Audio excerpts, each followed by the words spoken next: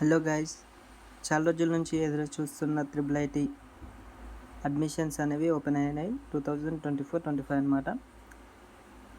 27th మే నుంచి మనకి notifications అనేవి రిలీజ్ అయినాయి అనమాట. సో జూన్ 1 అంటే ఇవాటి నుండి జూన్ 22 వరకు మనకి అప్లికేషన్స్ అనేవి తీసుకోవడం జరుగుతుంది. సో ఇది గమనించి అందరూ అప్లికేషన్ 22 లోపు అప్లై చేసుకోవాల్సిందిగా కోరుతున్నాను. తర్వాత దీనికి ఏమేమి డాక్యుమెంట్స్ కావాలనేది ఇప్పుడు చెప్తాను. మీకు అన్నీ రెడీగా పెట్టుకొని నేను ఇప్పుడు చెప్పే మిస్టేక్స్ ఎటువంటివి ఉండకుండా చూసుకోండి. ఒక్క మిస్టేక్ ఉన్న సీటు వెళ్ళడానికి ఛాన్సెస్ ఉంటాయన్నమాట. సో చాలా కేర్ఫుల్గా అప్లికేషన్ అనేది చేయాలి. ఆన్లైన్ అప్లికేషన్ అనేది ఈరోజు వెబ్సైట్ అనేది ఈరోజు వచ్చిందనమాట. సో మీరు తెలిసిన మీ సేవ కానీ ఎక్స్పీరియన్స్ పర్సన్స్తో కానీ మీరు అప్లికేషన్ చేసుకోనికి రెడీగా ఉండండి. మీ సర్టిఫికేట్స్ కూడా అన్నీ రెడీగా పెట్టుకోండి. తర్వాత మీకు ఎటువంటి సర్టిఫికేట్స్ కావాలని నేను చెప్తాను. అలాగే అప్లికేషన్ ప్రాసెస్ కూడా ఏమన్నా వీలైతే నేను వీడియో చేస్తాను, మన ఛానల్లో ఉంటుంది, చూడండి.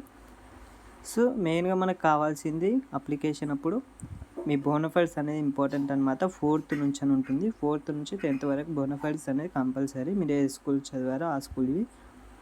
Next Aadhaar card. ఇవన్నిటిలో మీ నేమ్ అనేది ఎగ్జాక్ట్ సేమ్ ఉండాలి, వితౌట్ ఎనీ స్పెల్లింగ్ మిస్టేక్స్ అనమాట. ఏమన్నా కరెక్షన్ ఉంటే వెంటనే చేపించుకోండి. నెక్స్ట్ 10th మెమో అనమాట. ఒకవేళ మీకు స్కూల్ వాళ్ళ నుంచి మెమో ప్రొవైడ్ చేయలేకపోతే మీ సేవల్లో తీసుకొని హెచ్ఎం సార్ లేదంటే ప్రిన్సిపల్ సార్ సంతకం అనేది పెట్టుకోవాల్సి ఉంటుంది. మీ pass photos, NCC certificates, PH categories ఏమైనా ఉంటే అలాంటి సంబంధించిన ఫొటోస్ కూడా మీరు అందరూ అప్లోడ్ చేయాల్సి ఉంటుంది. మీకు అక్కడ క్లియర్గా మెన్షన్ చేస్తారు ఎంత కేబీలోపు ఉండాలనేది. మనం రేపు ఒకవేళ అప్లికేషన్ ప్రాసెస్ నేను వీడియో పెడితే అందులో క్లియర్గా చెప్తాను ఎంత కేబీస్ ఉండాలి, ఎంత ఎంబీస్లో ఉండాలి ఫోటో అనేది. సో మీరు అన్ని ఫొటోస్ క్లియర్గా పెట్టాలన్నమాట. అండ్ ఒకవేళ ఎన్సీసీ వాళ్ళు ఉంటే కూడా స్పీడ్ పోస్ట్ అనేవి చేయాల్సి ఉంటుంది కొన్ని సర్టిఫికేట్స్. అవి ఏంటియో నేను త్వరలో మీకు వీడియో అందిస్తాను, మన ఛానల్లో ఉంటుంది. సో ఈ సర్టిఫికేట్స్ అయితే రెడీగా ఉంచుకోండి. అండ్ ఇందులో ఏం మిస్టేక్స్ లేకుండా కూడా చూసుకోండి. నెక్స్ట్ మీకు ఎటువంటి మిస్టేక్స్ అనేవి ఉండొద్దు. మీ నేమ్, డేట్ ఆఫ్ బర్త్, మెయిన్గా ఎటువంటి మిస్టేక్స్ ఉండొద్దు. ప్రతిదంతా సేమ్ ఉండాలి వితౌట్ స్పెల్లింగ్ మిస్టేక్స్ అనమాట. సో ఈ మిస్టేక్స్ లేకుంటే మీకు సీటు వస్తుంది.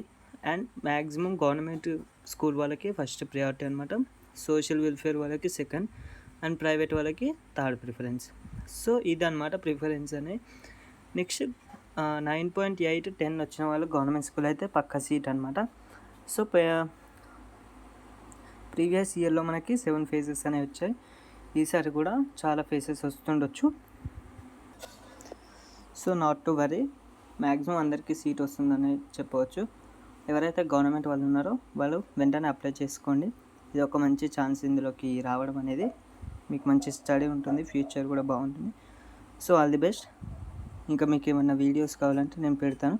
మీకు ఇంకేమైనా డౌట్స్ ఉంటే కామెంట్స్లో తెలియండి. Thank you.